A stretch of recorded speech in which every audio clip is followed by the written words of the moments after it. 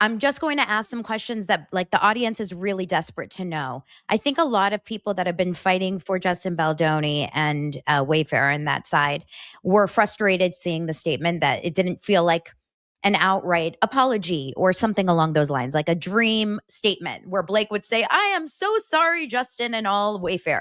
Obviously that wasn't going to happen.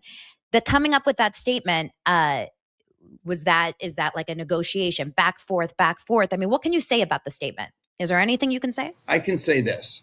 I think the most important thing to Justin is being able to speak his truth, being able to tell the story. In most cases that get settled, there's a confidentiality that is broad, right? That you can't say anything. You can't say anything negative about anyone. You can't say this. You can't say that.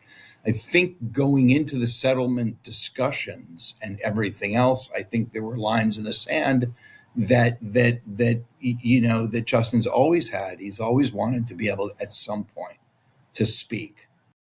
Absolutely. Now, Bryan, there was one sentence in the statement that a lot of people were kind of fixated on that I think you can probably give us a little more clarity on. And that was the sentence that says, we acknowledge the process presented challenges and recognize concerns raised by Miss Lively deserve to be heard. And I think some people took that as maybe some sort of admission of guilt in some way. Can you give us some clarity on what you meant in that part of the statement? Because obviously this was a statement that both parties had to really come together and decide to put out together with respect to the settlement.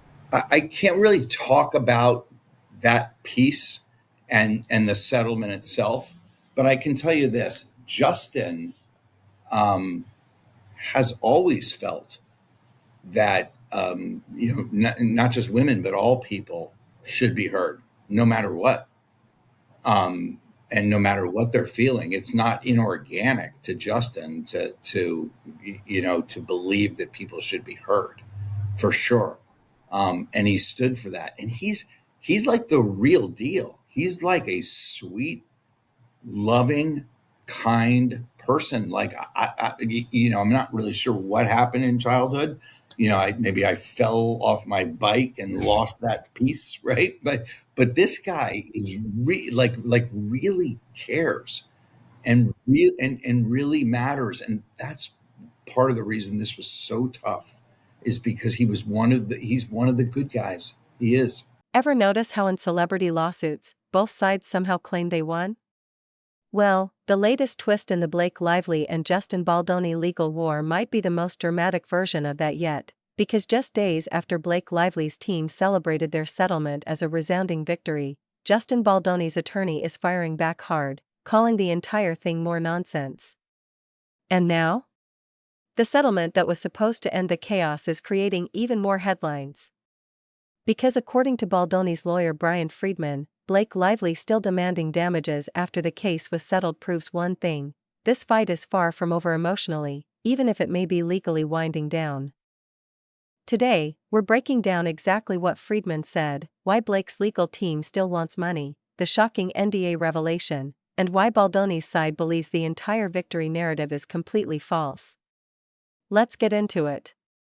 The legal battle between Blake Lively and Justin Baldoni has become one of the most talked about Hollywood controversies of the past year.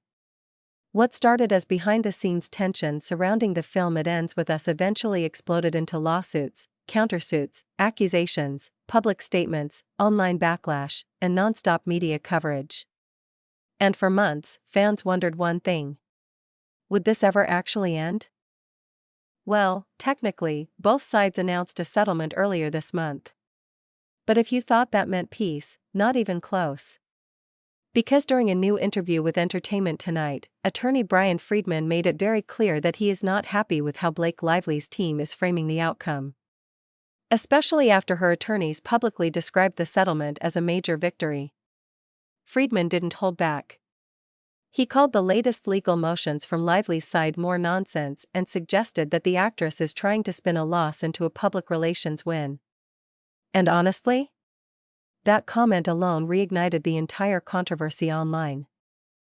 According to reports, Blake Lively's legal team is still pursuing damages, attorney's fees, and financial penalties against Baldoni and the other defendants.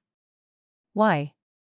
Because her side argues that Baldoni's $400 million countersuit violated California laws designed to protect people who file sexual misconduct complaints from retaliatory defamation lawsuits.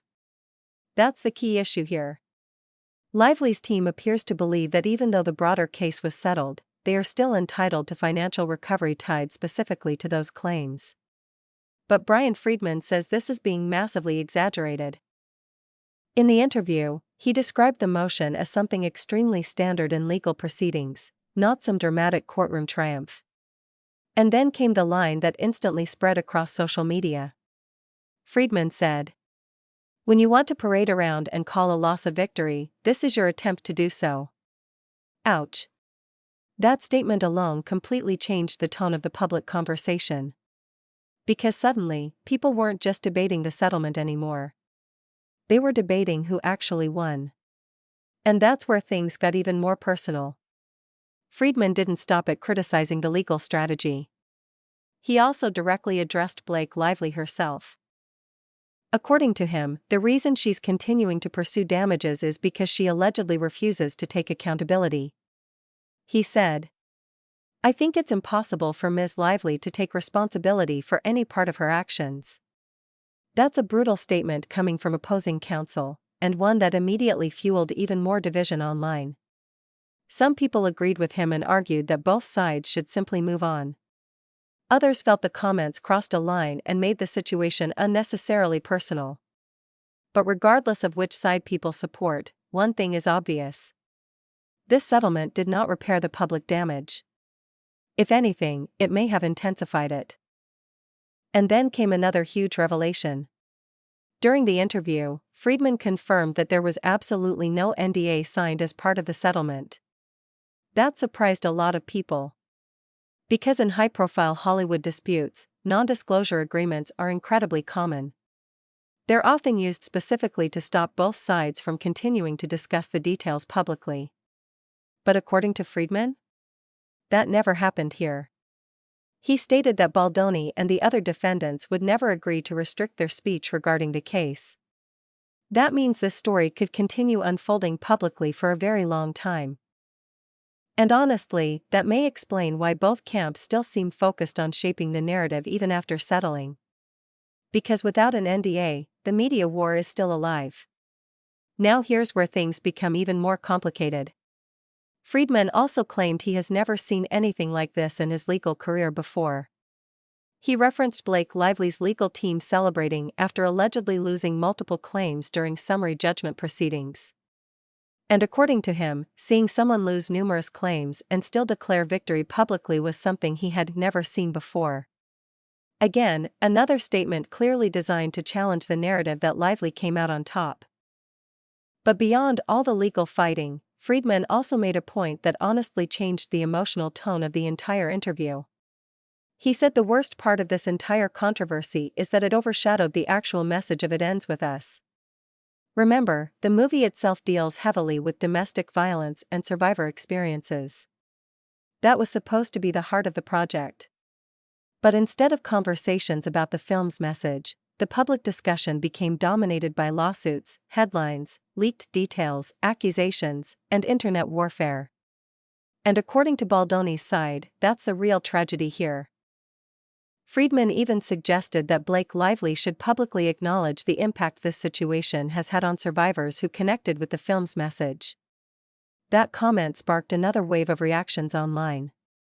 Because while some viewers agreed that the movie's themes were lost amid the drama, others argued that placing responsibility entirely on Blake Lively ignores how public and aggressive the legal battle became on all sides. And honestly, that's why this case became so explosive in the first place. There was never just one narrative. Every statement created another counterstatement. Every legal filing triggered another media response.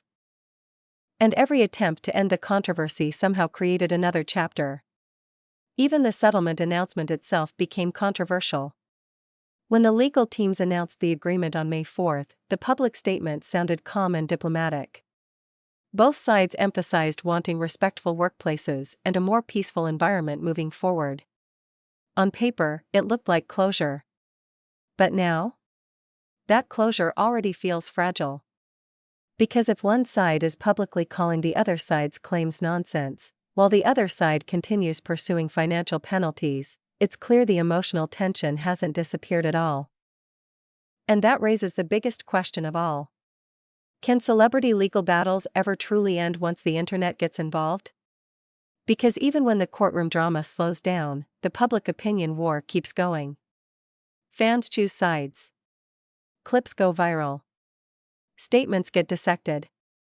And every interview becomes another battleground. For Blake Lively and Justin Baldoni, that may end up being the real lasting consequence of this entire saga. Not just the legal fight, but the permanent public divide it created. And with no NDA preventing either side from speaking out? There's a very real chance we haven't heard the last major headline from this case. Not even close. So now the question goes to you. Do you think Blake Lively's team genuinely won something important here? Or do you agree with Baldoni's lawyer that this is simply an attempt to reframe a loss as a victory? Drop your thoughts below. And if you enjoyed this breakdown, don't forget to like, subscribe, and turn on notifications for more entertainment stories, celebrity controversies, and Hollywood drama right here on the Marquee Report.